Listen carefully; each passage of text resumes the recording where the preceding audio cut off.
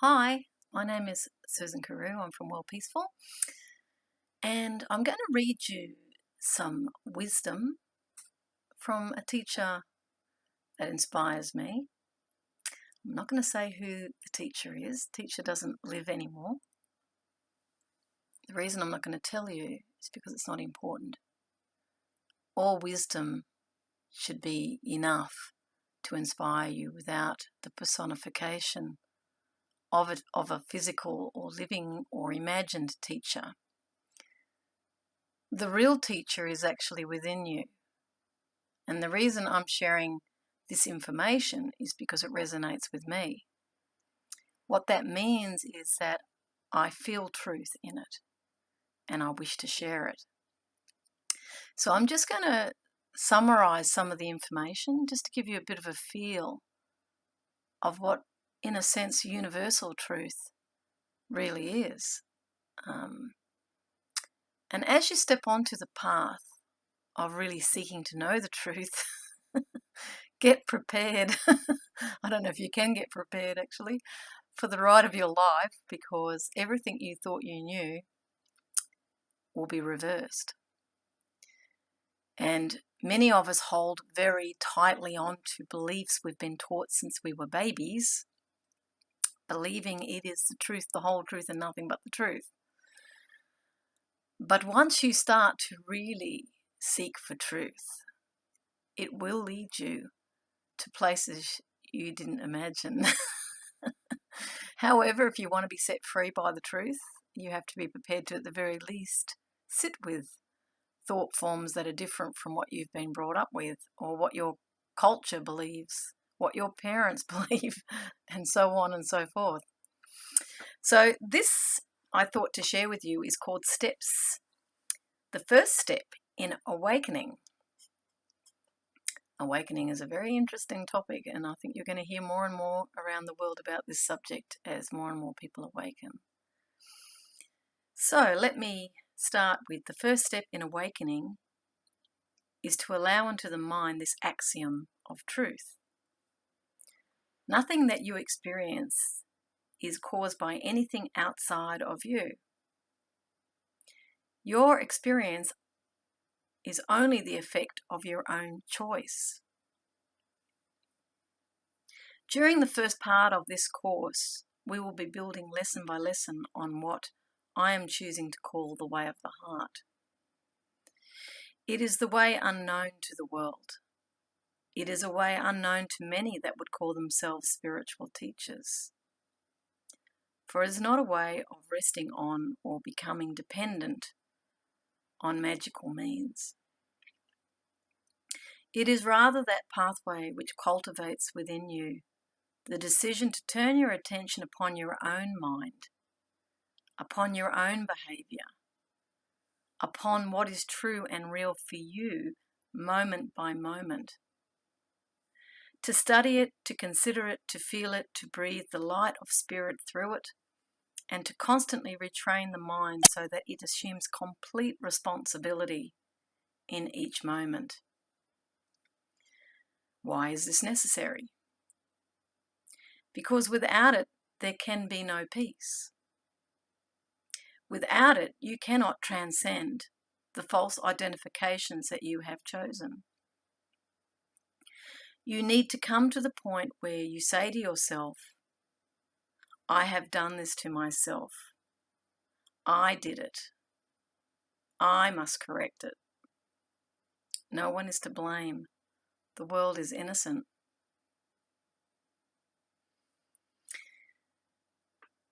In the lessons that follow, we will be communicating with you more and more deeply the finer points of the way of the heart. For it is that way that was taught to me. It is that way that brings about the reversal of every thought you have ever had about anyone or anything. It is the way alone which allows you to pass back through the eye of the needle and to come to rest in the perfect peace from which you have sprung forth. The way of the heart is not the way of the intellect. For indeed that aspect of the mind was never designed to be your master.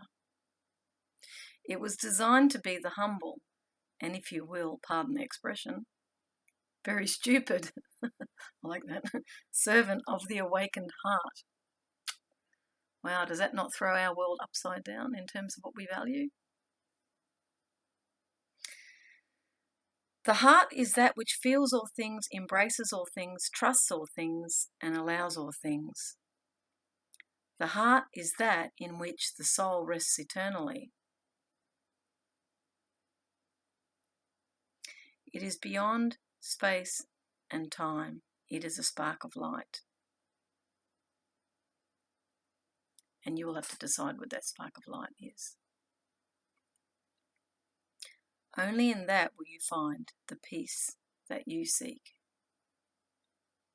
You will discover that the pathway of awakening is not a pathway of avoidance. It's going to be tough for some. But a pathway of truthfulness. It is not the pathway of accomplishment or pride, but a pathway of releasing from the consciousness every hope and every wish to be special. And how many of us are seeking to be special, to be seen, to be successful, etc., right? To see yourself as having made progress.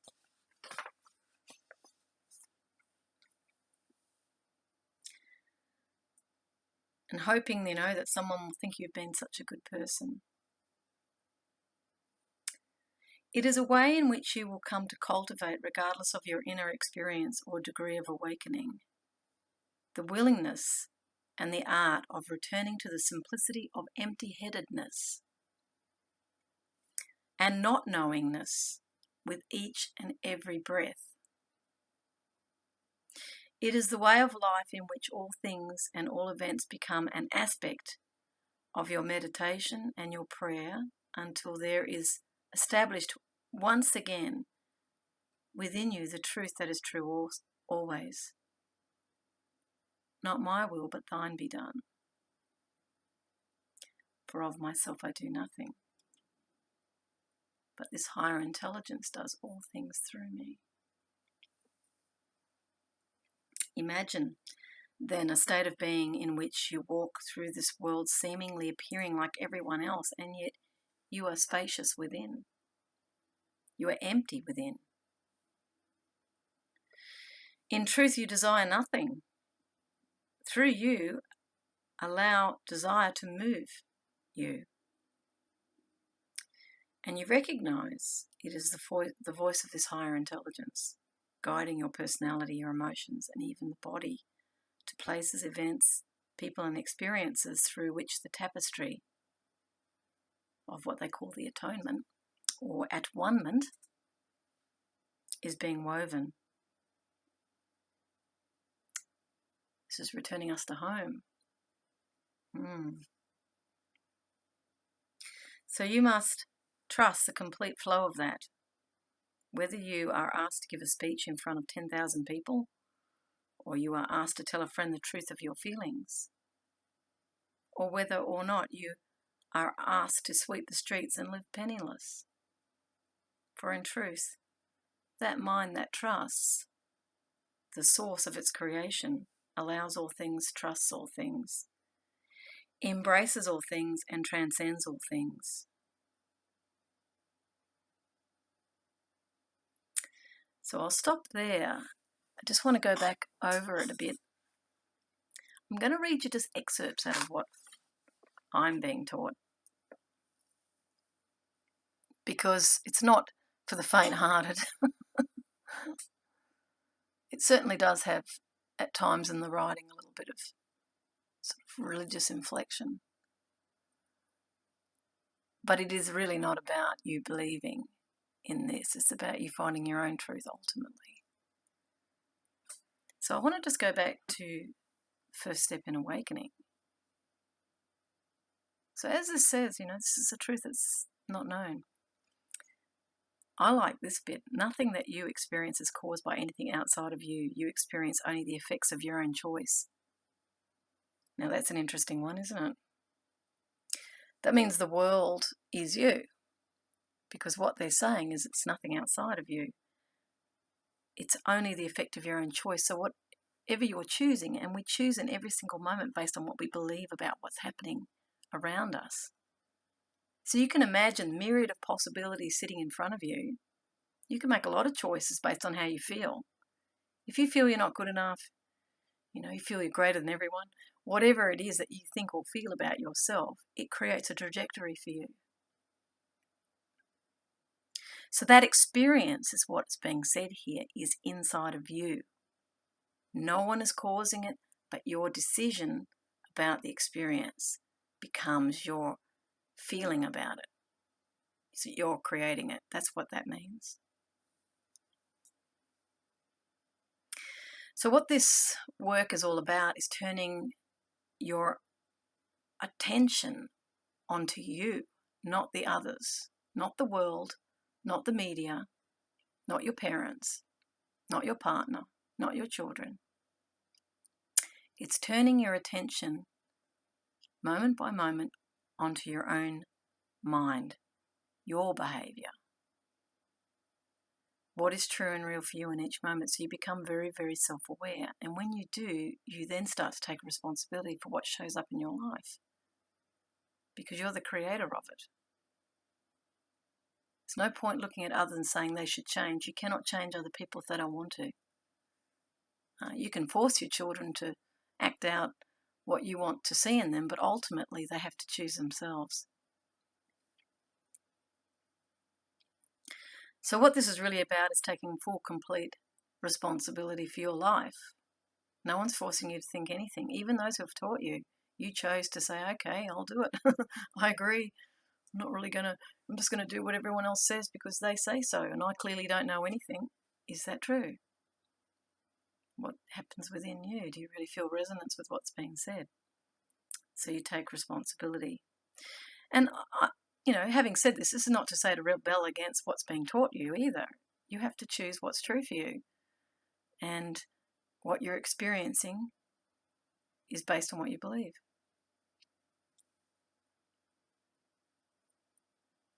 I love this bit. I have done this to myself. I did it. I must correct it. That's called empowerment. When you choose to take full responsibility for what's happening to you, by you, how you feel, only you can correct it. No one's to blame. The world is innocent. Isn't that an interesting thought? Most people say, no, it's not. I saw the way those people treated those other people. Those people bombed those people. How can that be innocent? You'll just have to follow some of these messages as I go through this book, and you may learn something. Things are not really as they seem, interestingly enough. So what's being said here is to bring about the reversal of every thought that you've ever had about anyone or anything. It's to reverse it. Isn't that interesting? I love that thought. You pass back through the eye of the needle. So imagine everything you've been taught's not true. You'd have to ponder that. I can't say for you to believe that. You have to think about that, whether that's true for you or not. I'm not here to really tell you to believe what I'm believing. I'm just sharing with you and musing over it with you. You have to make choices in your own life. I definitely don't want you to follow me. No, don't do it. Follow yourself. You're your own God. Another interesting bit was this is the way of the heart. It's not the way of the intellect.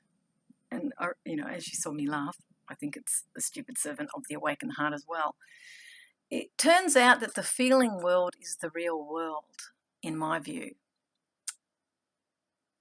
The intellect, because we get taught things, we have all these beliefs running through our heads and internal dialogue going on in there, but you're in a feeling. You say, what do I feel about this situation? Does that feel true? Because the heart itself is highly intelligent. And did you know that there are more neurons or intelligence? There's more intelligence in the heart than there is in the brain. I found that really fascinating. I think instead of neurons, it's more neurons. The heart is an intelligent organ. That's why we have so many songs about the heart, because the heart, it shares with us what we truly feel about something. We fall in love, smell a flower, analysing, going, gee, it's a pretty colour. Oh, it's dimensions of this and that. You're not. You're going, this is a beautiful day. Isn't life beautiful? I love this beautiful life. That's the heart speaking. The heart will always speak in terms and tones of love. It will never, it will never hate. It's the mind, the belief systems that create and direct that sort of energy. The heart is full of love, and it is the true master. When you start to master the love within yourself, you can't fight anyone anymore. It's over. You can speak your truth to people with love, but you're not allowed to, not even that word's not quite true, but I find myself as an internal discipline, I'm not to go with those negative feelings anymore. I might note that that's not me, and I may not be drawn to something, but I can't be entering into that world anymore of judgment. It has to go, because my mind is now turning on me, not the other. And that's where the place of peace can only arise. It can't arise through you trying to change the world, because you won't. The world's been here a long time, 4 billion years. Humanity, 300,000 or more million years? There are things you just cannot change in the world, and that's okay. It's a big job. So we leave that to higher powers. But you can change yourself, and you can become more mindful, and that's what this work is all about. It's all about returning us to making decisions for love, not anything else. And once you get into alignment with the love, the world becomes very beautiful. You start to see the world as it is, without a story. It's just a feeling of acceptance that this is what is. It's wonderful. I know that as a clown. For those of you who don't know, I'm a clown. Clown whenever I feel like it. And when I go out on the street, I just feel absolute love, and I feel absolutely fearless. I don't feel scared at all when I go and connect with people. It's really great. And it's a bit like the child, the innocent child, running around, being who they are. That's how I feel when I clown on the street. Completely free, completely light. I feel really, really happy. And I don't feel I have to conform or do anything. I'm just giving love. Nothing better than that in the world, let me tell you. That's why I'm reading this to you. I want you to share it. Okay, now this is a goodie. You will discover that the pathway of awakening is not a pathway of avoidance, but a pathway of truthfulness. How hard is that? To speak the truth. Can you do it all the time? Well, yeah, you can, but you have to do it in a very mindful way. Like, let's just say someone says, do you like my jumper? And you don't. You just say, it doesn't matter what I think. If you love your jumper, that's what matters, because you've got to wear it. I probably wouldn't wear it. It doesn't really resonate with me. So you can frame it in a way that's not blunt, as in, I think this and I think that, and cut them down. It's truthfulness with gentleness. You can be truthful and gentle. So yeah, this is not the pathway of success, making lots of money, having a flash car, a sexy partner, although that might come with the territory. You might get lucky because they admire your wisdom. But this is not about being special. This is not about being a star. This is not about people giving you a sense of, I love myself because you love me. This has to be the reversal of that, and it has to be, I love me, therefore I see you. Because when I love myself, there's no neediness in that. I don't need you to love me. I need me to love me. And I can only love me when I accept me as I am. And when the judgment falls away, all the negativity and the guilt and all that stuff falls away, I then look upon a world without a story, and then I find that I see and love everyone. And that was my experience as a clown, so I know this is true. When I'm in a state of clowning, I'm in a state of no mind, so the intellect is nowhere to be found. I am simply in a state of no thought. All I'm doing is smiling and laughing and clowning with people. So when I look at them, nothing is unacceptable. I don't care if they're drunk on the street or, if they look ugly in the eyes of society. To me, they look beautiful Because when you truly see with love, there has to be only beauty there, because everything's acceptable. It's really amazing energy. It really is. It's not me, it's the love within me that I'm really talking about here. So don't project onto me as this or that. It's just that I'm realizing that love through me is the real world. That's what I'm getting, and that's why I'm sharing it. So yes, you'll be turning away, and people will say, oh, get a job. They'll be going, you're a loser, you failed. No, replay my video. You haven't failed. You're just taking another road, the road less traveled, the one that everyone's scared of taking because they think they have to make a show of their life. They think they've got to end up at the end with all this money and success and the gorgeous partner and all the rest of it. You don't. It will not make you truly happy. I mean, I'm sure there's joy in it for people, but this is the path to true happiness. And it's actually non-identification with things, non-identification with this is what I can do, skills. I'm better than this person. It's nothing. It's the total opposite of that. You're not better than anyone. You're just simply shining a truth through you. That's all you're doing. I can't believe how great this is. It's amazing. It may not be your cup of tea, by the way, and I'm not asking everyone to do what I'm doing. But for those of you who are feeling called to awakening, this is the message for you, definitely. So let's have a look at some other aspects of this. This is a part I really like. The willingness and the art of returning to the simplicity of empty-headedness and not knowingness with each and every breath. It is a way of life in which all things and all events become an aspect of your meditation and prayer. So it's establishing the truth, not my will, but thy will. So that's obviously, we've heard that in biblical terms too. What that means is the higher intelligence, well, the will of life, you can call it. It's an intelligence. You can feel nudged, by life to move this direction or to move that. It's really interesting. The simplicity of empty-headedness means that you're not sitting there going, oh, I know better. It's like me putting this together for you. I'm not saying I know better. I don't. You have to have quietness in the mind in order to receive the gift of this intelligence, which is not a clever mind. The intelligence is of the heart. So you have to get the thoughts out of the way so that you can hear and you can feel and you can respond to the promptings that are happening all around you all the time. So empty-headedness would be a bit like people who meditate, who try to find stillness. Now, thoughts always come, but you can actually find a stillness. I certainly have noticed it within myself. I'm not so stimulated, even though I read and I have a pretty interesting life. I'm not filling my mind with distractions, like I'm not on the internet all the time. I'm not distracted. I have a fairly simple life. My life is actually dedicated to peace. So that means I have to live in peace. So that part's very, very interesting.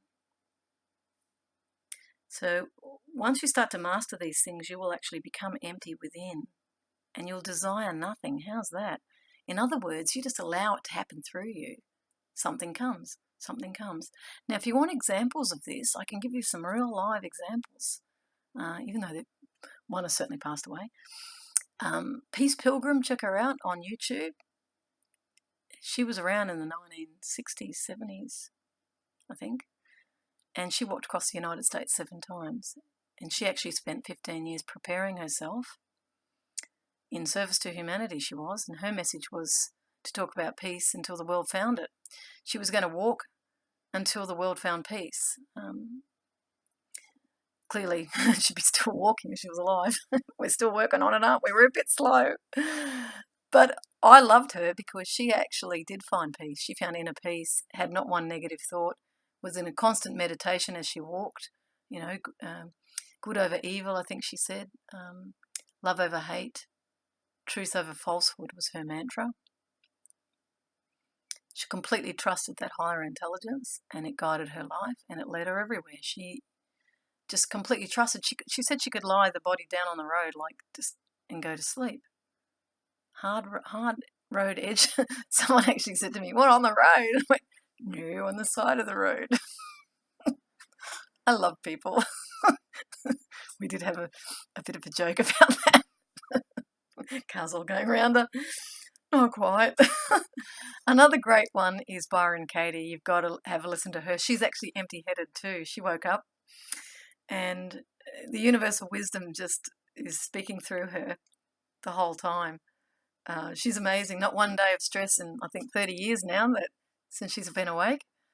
And she's teaching the work. And the work is simply to question your negative thoughts and turn them around, because no negativity is actually true. Now, when you think of that, we've created a world based on all these fears and negative, dramas. But in reality, and reality means now, in reality, none of it's true. Yes, things have happened to other people, but often it's the memory of the frightening event that's far more fearful than the actual event itself. So our beliefs are very much the drivers of our discord and fear. Okay, you've got to remember that, because that's very important. Don't believe your negative thoughts. They're not true. Write them down on a piece of paper. Do the Byron Katie's the work and turn it around. You'll find that, to your relief, you'll find that none of it's true. So your happy destiny is unavoidable once you learn how to see the world through different eyes. And so that's all I'm going to say about the awakening. It is here. And if you're watching this all the way through, I'd say you're looking for it. So stay tuned. Let's create a world peaceful and awaken the full, which is my job.